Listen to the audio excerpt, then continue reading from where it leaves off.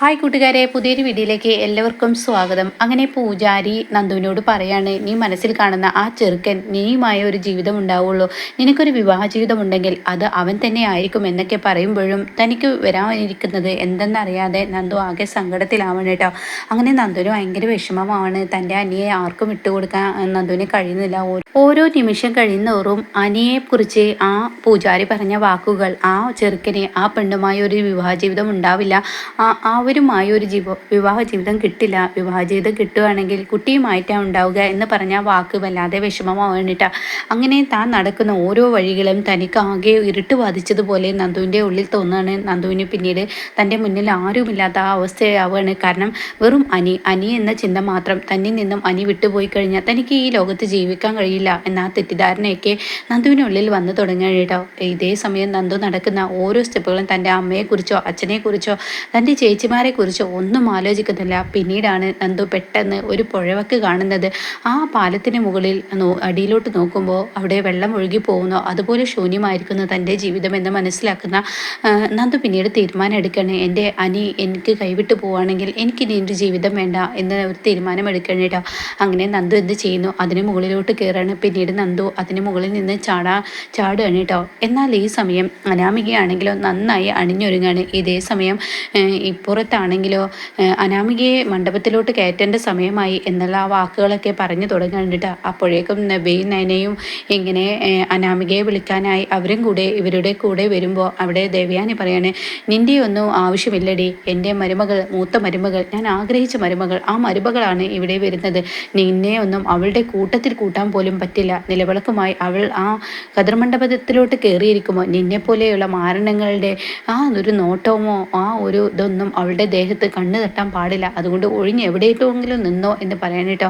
എന്നാൽ ഈ സമയം കനകത്തിനാണെങ്കിലോ ആകെ ടെൻഷനാവാണ്. തൻ്റെ മകൾ നന്ദുവിനെ കാണുന്നില്ല എന്ന ടെൻഷനാണ് കേട്ടോ. അങ്ങനെ കനകം വന്നിട്ട് നയനയോട് വീണ്ടും പറയണം, മോളെ നന്ദുമോളെ കാണുന്നില്ല, നന്ദുമോൾ എങ്ങോട്ടാണ് പോയതെന്ന് അറിയില്ല, നീ ഒന്ന് നോക്കിയെന്ന് പറയാം കേട്ടോ. ഇതേ സമയം നന്ദുവിനെ കാണാനില്ലെന്ന് നബയും അറിയുന്നു കേട്ടോ. അങ്ങനെ നന്ദുവും നബയും കൂടി പാകെ തെരച്ചിലാവുന്നു. എന്നാൽ ഈ സമയം കതിർമണ്ഡപത്തിൽ അനാമികയെ ഇരുത്താനുള്ള പുറപ്പാടാണ് കേട്ടോ. അപ്പോഴേക്കും ആദർശൊക്കെ അവിടെ നല്ല തിരക്കും കാര്യങ്ങളൊക്കെ ആയിരിക്കും. അപ്പോഴേക്കും ആദർശിനോട് എന്നെ വന്നിട്ട് പറയണം, ആദർശേട്ടാ എനിക്കൊരു കാര്യം പറയാനുണ്ട്. എന്താ എന്ന് ചോദിക്കുമ്പോൾ, അതെ നന്ദുവിനെ കാണുന്നില്ല, നന്ദു ഈ മണ്ഡപത്തിലില്ല. അപ്പോൾ ഉടൻ തന്നെ പറയാം, അല്ല നന്ദു നമുക്കൊപ്പല്ലേ വന്നത്? അതെ, പക്ഷേ ഇപ്പോൾ ഈ മണ്ഡപത്തിൽ കാണുന്നില്ല, അവൾക്ക് എന്താ പറ്റിയതെന്ന് അറിയില്ല, എനിക്ക് പേടിയാവുന്ന ആദർശേട്ടാ, അവൾ ഇനി വല്ല സൂയിസൈഡും ചെയ്യുമോ? എന്താ നീ പറയുന്നത്? നന്ദു അങ്ങനെയൊന്നും ചെയ്യുന്ന പെൺകുട്ടിയല്ല. നന്ദു അങ്ങനെ പ്രണയത്തിൽ അങ്ങ് മനസ്സ് ഇതാക്കി അച്ഛനെയും അമ്മമാരെയും ഓർക്കാതെ അവൾ അങ്ങനെയൊന്നും ചെയ്യില്ല എന്ന് പറയട്ടോ. ഇതേ സമയം അനിയാണെങ്കിൽ തൻ്റെ കണ്ണുകൾ കൊണ്ട് നന്ദുവിനെ പരതി കൊണ്ടിരിക്കുകയാണ്. നന്ദു എവിടെ, നന്ദു എവിടെ എന്നിങ്ങനെ പരതി കൊണ്ടിരിക്കുന്നു കേട്ടോ. പക്ഷേ അവിടെ ഒന്നും കാണുന്നില്ല. തൻ്റെ നന്ദുവിനെ കാണാത്തത് കൊണ്ട് തന്നെ, തൻ്റെ ബ്രോ അടുത്തില്ലാത്തത് കൊണ്ട് തന്നെ അനിയുടെ മനസ്സ് മുഴുവൻ ആകെ വിഭ്രാന്തിയിലാവുകയാണ്. എന്നാൽ ഈ സമയം അനാമികയാണെങ്കിലും അവളിവിടെ ഉണ്ടെങ്കിൽ താൻ അവളെ ആട്ടി ഓടിക്കണമെന്നൊരു തീരുമാനം എടുക്കണം. അപ്പോഴേക്കും ജാനകി അടുത്തോട്ട് വരികയാണ് കേട്ടോ. ജാനകിയെ അനാമിക വിളിക്കുകയാണ്. ഉടൻ തന്നെ അനാമിക പറയാണ്, അവളിവിടെ വന്നാൽ ഒരിക്കലും നന്ദുവിൻ്റെ കൺവെട്ടത്ത് അവൾ ഉണ്ടാവാൻ പാടില്ല, അവളെ ആട്ടി പറഞ്ഞേക്കണം അമ്മേ എന്ന് പറയുന്നുണ്ട് കേട്ടോ. ഞാൻ ഏറ്റുമോളെ നീ പേടിക്കണ്ട, നീ എന്തായാലും സന്തോഷത്തോടു കൂടി ഇരിക്കുക എന്ന് പറയണേ. ഇതേ സമയം പൂജാരി മുഹൂർത്തത്തിനുള്ള സമയമായി, എന്തായാലും ഇനി താലി കെട്ടാമെന്ന് പറയാൻ കേട്ടോ. അപ്പോഴേക്കൊക്കെ കനകവും അതുപോലെ തന്നെ നയനയും ആദർശവും ഒക്കെ പരിഭ്രാന്തിയായി. നന്ദു എവിടെ, നന്ദുവിനെ കാണുന്നില്ല. അപ്പോഴേക്കും അവിടെ ഗോവിന്ദൻ വന്ന് പറയാണ്, ഞാൻ മുകളിലും താഴെയും ഒക്കെ നോക്കി, ഈ മണ്ഡപം മൊത്തത്തിൽ നോക്കി, നമ്മുടെ മോളെ കാണാനില്ല, അവൾ എങ്ങോട്ടോ പോയിരിക്കുന്നു എന്ന് പറയാൻ കേട്ടോ. ഇതേ സമയം ആദർശ് പറയണേ, ഈ വിവാഹം ഒന്ന് കഴിയട്ടെ എന്നിട്ടാവാം അവളെ തിരച്ചിൽ, കാരണം ഇപ്പോൾ ഈ സമയത്ത് ഇവിടെ നിന്ന് പോയി കഴിഞ്ഞാൽ പിന്നീട് അതിൻ്റെ പേരിലാവും പ്രശ്നം. അപ്പോൾ ഉടൻ തന്നെ നയനയും പറയുന്നത് ശരിയാണ്, അതിൻ്റെ പേരിലായിരിക്കും ഈ വിവാഹം മുടക്കാൻ എൻ്റെ അനിയത്തി എന്തെങ്കിലും ചെയ്തു എന്നുള്ള പറച്ചിലായിരിക്കും എന്ന് പറയാൻ കേട്ടോ. അങ്ങനെ എല്ലാവരും ടെൻഷൻ അടിച്ച് നിൽക്കുമ്പോഴാണ് നന്ദു ആ മണ്ഡപത്തിലോട്ട് കയറി വരുന്നത് കേട്ടോ. നന്ദുവിൻ്റെ ആ വരവ് കാണുമ്പോൾ തന്നെ എല്ലാവർക്കും സന്തോഷമാവുകയാണ്. ഇതേ സമയം നന്ദു ഇങ്ങനെ തൻ്റെ അനിയുടെ അടുത്തോട്ട് ഓടി വരികയാണ്. തൻ്റെ മനസ്സ് കൈവിട്ടു പോയി, മരണം മുന്നിൽ വരെ കണ്ടിട്ട് താൻ മരണത്തിൽ നിന്നും പിന്തിരിഞ്ഞ ആ അവസ്ഥയൊക്കെ ആലോചിച്ച് നന്ദു ഇങ്ങനെ കതിർമണ്ഡപത്തിലോട്ട് എത്തുമ്പോൾ പൂജാരി പൂജകളൊക്കെ കഴിഞ്ഞതിന് ശേഷം നന്ദുവിൻ്റെ കയ്യിൽ താലി എടുത്ത് കൊടുക്കണം കേട്ടോ. ഇതേ സമയം അനാമികയ്ക്ക് വാക്കുകളില്ല. താൻ ആഗ്രഹിച്ച ബന്ധം എങ്ങനെ ഒപ്പിച്ചു എന്ന് തൻ്റെ കൂട്ടുകാരികളും അയൽവാസികളും ചോദിക്കുമ്പോൾ താൻ തന്നെ അമ്പരെന്ന് നിൽക്കുകയാണ്. അനന്തപുരിയുടെ മകനെ കൈക്കലാക്കാൻ തൻ്റെ മകൾക്ക് കഴിഞ്ഞല്ലോ എന്ന ആ സന്തോഷത്തിലാണ് കേട്ടോ രേവതിയും അതുപോലെ തന്നെ അനാമികയുടെ അച്ഛനും. ഇതേ സമയം അനിയുടെ മുഖത്തോട്ട് ഇങ്ങനെ അനാമിക നോക്കുകയാണ്. കാരണം അവന് ഒരു സന്തോഷവുമില്ല. എനിക്കറിയാടാ, എൻ്റെ മനസ്സ് മുഴുവൻ ആ നന്ദുവാണ്. എന്നാൽ എൻ്റെ ലക്ഷ്യം വേറെയാണ്. ആ ലക്ഷ്യം നിറവേറിയാൽ നീ എന്താ ചായ്ക്കോ, എനിക്ക് യാതൊരു കുഴപ്പവുമില്ല എന്ന് ഇങ്ങനെ അനാമിക ചിന്തിക്കുന്നുണ്ട് കേട്ടോ. ഇതേ സമയം നന്ദു, എൻ്റെ നന്ദു നീ എവിടെയാണ്, ഇന്നെ ഒന്ന് കാണുകയായിരുന്നു, മനസ്സിനൊരു സമാധാനമായിരുന്നു എന്നിങ്ങനെ പറയെങ്കിലും ആൾക്കൂട്ടത്തിനിടയിലൂടെ നന്ദു തൻ്റെ രണ്ട് കണ്ണുകൾ വെച്ച് അനിയെ ഇങ്ങനെ നോക്കണം കേട്ടോ. അപ്പോൾ ഈ സമയം അനി താലി പിടിച്ച് അനാമികയുടെ കഴുത്തിലോട്ട് കൊണ്ടുപോകുന്ന ആ ഒരു രംഗം കാണുമ്പോൾ മുഹൂർത്തം, ആ മേളം, ആ കൊട്ടല് ഇങ്ങനെ ഒന്നിച്ചിങ്ങനെ ഉയർന്ന് കേൾക്കുമ്പോൾ നന്ദുവിൻ്റെ മനസ്സ് പിടിവിട്ട് പോവാണ് കേട്ടോ. എല്ലാവരും അനാമികയുടെ കഴുത്തിൽ അനി താലി കെട്ടുന്ന ആ മംഗളപ്പൂക്കൾ നേരുന്ന ആ ഒരു തിരക്കിനിടയിൽ നന്ദു എന്ത് ചെയ്യുന്നു, ആ മണ്ഡപത്തിനിടയിൽ നിന്നും നന്ദു അങ്ങ് പുറത്തോട്ട് പോവാണ് കേട്ടോ. തനിക്ക് സഹിക്കുന്നില്ല, തൻ്റെ കരച്ചിൽ ഒതുക്കാൻ കഴിയുന്നില്ല. അങ്ങനെ ഒരു സൈഡിലോട്ട് പോയി നന്ദു പൊട്ടി പൊട്ടി കരയാണ് കേട്ടോ. അപ്പോൾ എന്തായാലും അനാമികയുടെയും അനിയുടെയും കല്യാണം നടക്കുകയാണ്. എന്തായാലും നന്ദുവിൻ്റെ കല്യാണം പിന്നീടാണ് നടക്കുന്നത്. അനാമികയിലൂടെ പലതും പഠിക്കാനുണ്ട്. ഇനി ദേവയാനയും ജാനകിയും ജലജയൊക്കെ അവർക്ക് ഏറ്റവും വലിയൊരു ശിക്ഷയാണ്.